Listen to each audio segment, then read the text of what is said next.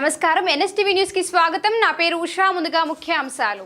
ఘాటు విమర్శలు చేసిన సాంబయ్య అన్ని అర్హతలు ఉన్న ఇల్లందును వదిలి అమాయక గిరిజన ప్రజలను బలి చేసిన నాయకులు, రాజకీయ అస్తిత్వం కోల్పోతున్న వర్ధనపేట నాయకులు, గిరిజన ప్రజలు లేకున్నా రిజర్వ్డ్ స్థానాలు మున్సిపాలిటీలో కలపొద్దని మొరపెట్టుకున్న గిరిజన ప్రజలు, దుర్మార్గంగా కలిపిన ఎర్రబెల్లి దయాకర్ రావు, ఆరూరి రమేష్లు వర్ధనపేటకు రాజకీయ ఆర్థిక సామాజికంగా అన్యాయం చేసిన వారు ఇప్పుడు దొంగ ఏడుపులు ఏడుస్తున్నారు.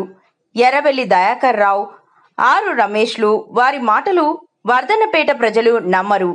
12 కౌన్సిళ్లలో 6 గిరిజనులకే, గిరిజనులు లేని చోట కూడా రొటేషన్ పద్ధతిలో ఎస్టీ రిజర్వేషన్. ఇది కాదా దుర్మార్గం?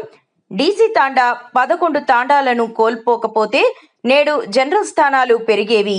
ఇంత దుర్మార్గం చేసి ప్రజల ముందుకు వస్తున్నారు.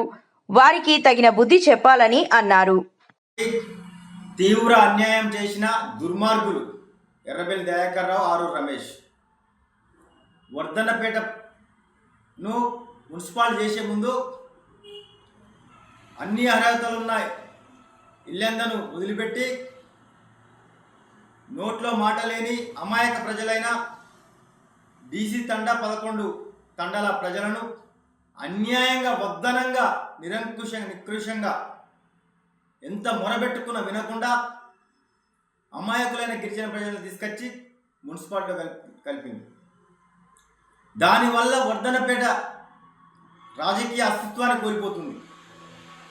ఇవాళ 3 రిజర్వేషన్లు, అక్కడ గిరిజన ఓట్లు లేకపోయినా కానీ ఎస్టీలకి రిజర్వ్ కూడా 12 కౌన్సిలర్ స్థానాలు ఉంటే దాంట్లో 6 కౌన్సిలర్ స్థానాలు ఎస్టీలకే పోతుండే. ఎస్టీలు లేని కాడ కూడా ఎస్టీలు అయ్యాయి. రాజకీయ అస్తిత్వాన్ని కోల్పోతుంది వర్ధనపేట పట్టణం.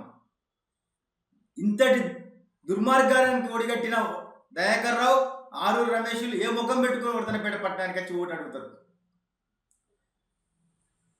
రెక్కాడితే డొక్కాడని ఎద్దు వ్యవసాయంతో 6 కాలం కష్టపడి బ్రతికే గిరిజన ప్రజలను అరి బాధలు పెట్టి, అరి కష్టాలు పెట్టి, వద్దు నాయన మొత్తంగా ఎవరైనా కలపమంటే కలపడం ధర్మం, లేకపోతే నచ్చ చెప్పడం ధర్మం. మొత్తం సుమారు 3,000-4,000 గిరిజన లంబాడ ప్రజలను, నోట్లో నాలుక లేని ప్రజలను అన్యాయంగా వర్ధనపేట పట్టణంలో కలిపి వారికి తీవ్ర అన్యాయం చేయడం కాకుండా వర్ధనపేట పట్టణ ప్రజలకు కూడా ఇవాళ రాజకీయ అస్తిత్వం పోతుంది. ఇవాళ రాజకీయంగా నిలబడి ప్రజలకు సేవ చేసుకుందాం అనుకునే వాళ్ళకు అవకాశాలు లేకుండా పోతున్నాయి. ఈ దుర్మార్గానికి ఎవరు కారణం?